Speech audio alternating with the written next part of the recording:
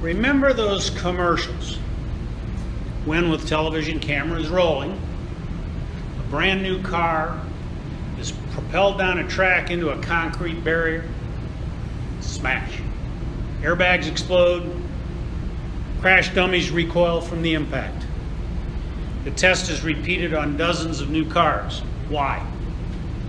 Well, they want to test it to see if they can save lives by observing what is happening within the car.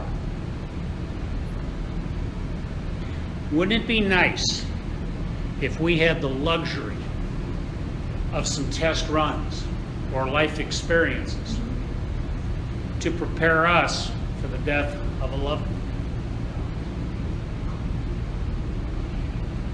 Everyone in this room has lost or will lose someone close to them or a friend. Just this morning, well, I wrote this yesterday, so yesterday morning, an icon from my generation, you guys are all so young you probably don't even remember who he was, Muhammad Ali passed away. Just in the last month, one of my friends has lost his wife. Another wife has lost her husband. Another is in the process of a protracted winding down of her husband due to the ravages of dementia.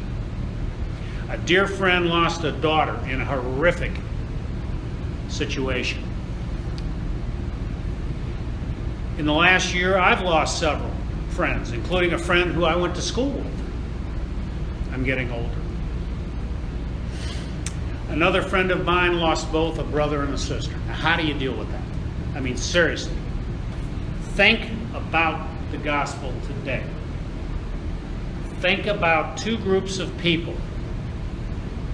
One going in and one coming out of Nain. This is a collision of sorts too, not with crash dummies included, but it's a collision between two different schools of thought. One, death and despair and hopelessness.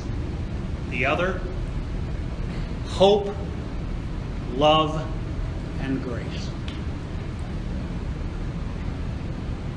As Jesus and his entourage walked towards that city gate, out came a funeral procession. A mother had lost her son. In those days, that meant destitution, poverty, and death for the mother, for she had nowhere to go and no one to care for her.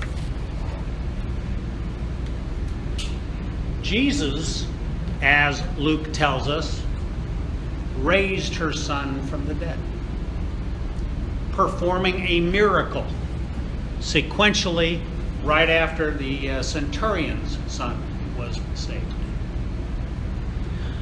Although this may sound impressive, both miracles were performed for a single purpose: to show the power of the one true God through his Son and Word, Jesus Christ.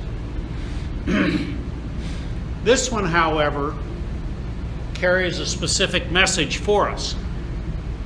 In addition to broadcasting the truth about Jesus' power, the miracle let us see his love and compassion. They may even point out his concern for seemingly little things in our lives like food and drink. Other miracles are more practical in nature. I mean, Jesus walked out to the disciples on water. You know, he really wasn't going to swim, was he? Death and sorrow were going out of Nain, Luke tells us. Soon afterward, Jesus went into a town called Nain, and his disciples and a large crowd went along with him. The joy, the salvation, and the peace was coming in and collided with the extreme opposite.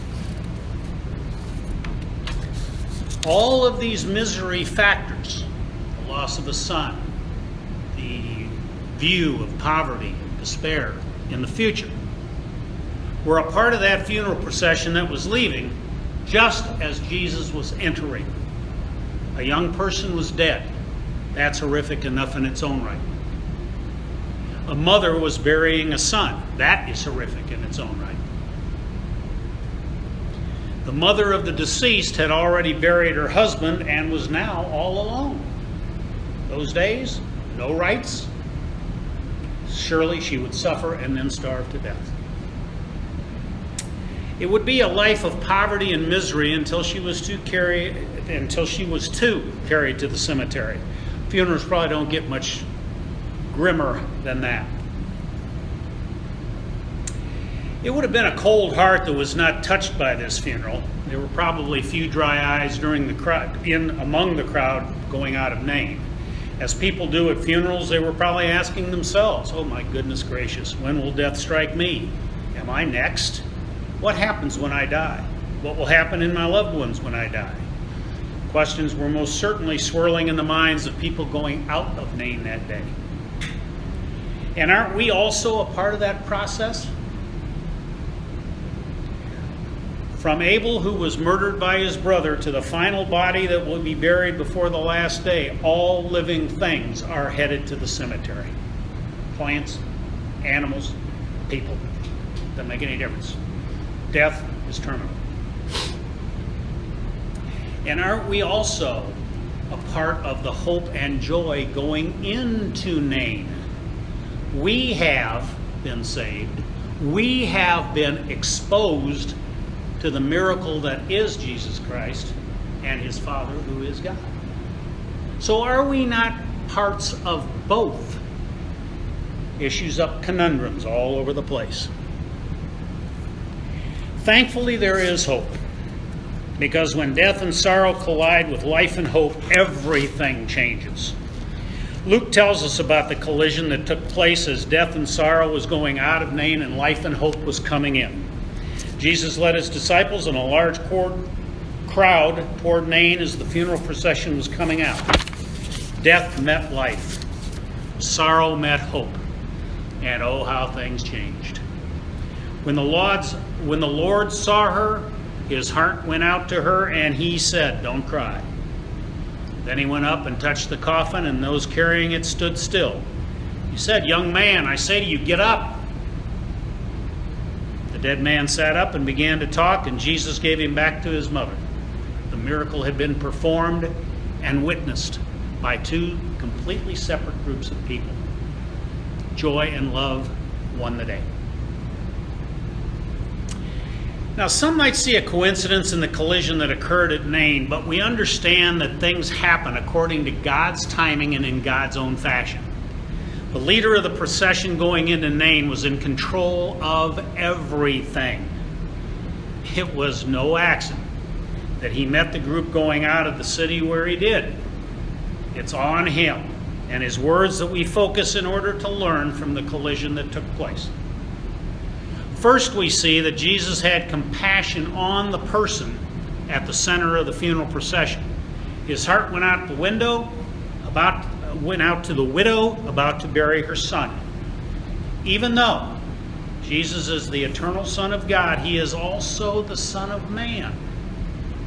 He has a human nature that feels pain and compassion, sorrow and joy. If we are ever tempted to think that God doesn't know what we're going through when we stand at the grave of a loved one, we need only to remember that our fully human Savior cried when his friend Lazarus died. Well, thankfully, he can do just a little bit more than show compassion to those who face death. We see Jesus' power over death in the miracle he performed at Nain. He said, "Young man, get up." The guy got up. Jesus wasn't sent by his Father to bring only a short-term solution for death. He came to permanently end death's power. Hebrews 2:14-15 remind us that Jesus came so that by his death he might destroy him who holds the power of death and free those who all their lives were held in slavery by their fear of death. If we're going to learn from the collision at Nain, we need to listen to the one who speaks to the living and the dead. Through his word, he desires to bring life and hope into our lives. Jesus said, "I am the resurrection and the life. Those who believe in me will live, even though they die." What comfort these words must have been to Martha when she was getting over the death of her brother Lazarus. And what do these words convey? There's some hidden meaning in here, perhaps. Is it that the body dies and returns to dust, which is stated fully in the Bible, while the spirit continues to another place, another time, another plane of existence? That heaven we try to identify? Can we construe the meaning of this miracle to be that the body had died but the soul continued to live as Jesus promises? And this miracle proves this point? Could be. About 50 years ago, I went into a series of seminars as I was preparing for college. A professor at the college to which I was going to attend gave the seminar, along with several of his friends. These were people who, although Presbyterian, oddly enough, were also what is called dualists. No, they didn't bring pistols at dawn and shoot each other in the forest. No, that's not the dualist I'm talking about. I'm talking about pastors, theologians, who believe that the body and the soul are separate. Stretching this out just a little further, the body is one great big filtration system, and the soul is what it is protecting. And if that is the case, then what is this story saying to us? What died and what lived? Why can a man die and yet live?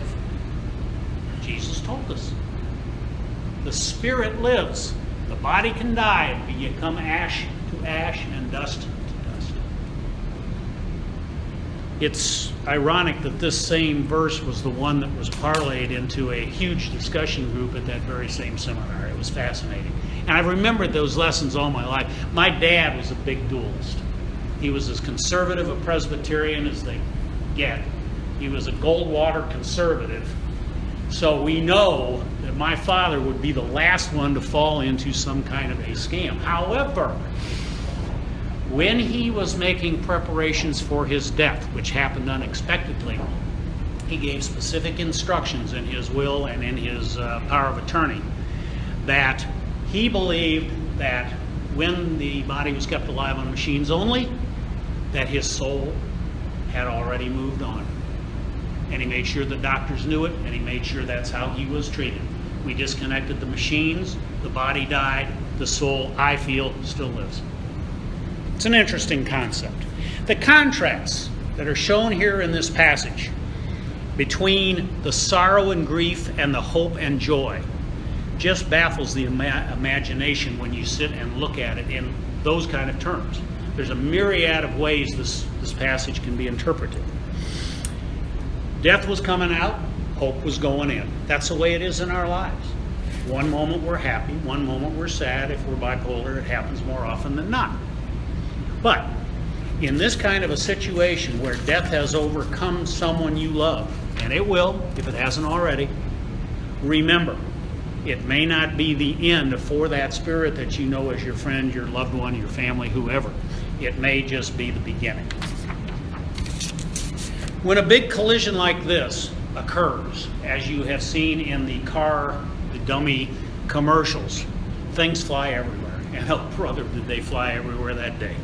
Two groups, distinctly opposed in what they were experiencing in that moment in time, came together in awe of the miracle they had just seen performed. The group that was already happy got happier. The group that was devastated and sad got happy. And all because of a miracle that showed that life does continue and it's not what it looks like on the buyer. We struggle to comprehend these changes. We struggle to comprehend death and life. We struggle to comprehend exactly the emotional feelings that were on that road that day. But at the end of the day, grief and sorrow had vanished. Hope and joy won the day. Took over completely. What lessons can we learn then from this? In view of this miracle at Nain, I encourage you to face death with the confidence that the Apostle Paul expressed in 1 Corinthians. Where, O death, is your victory?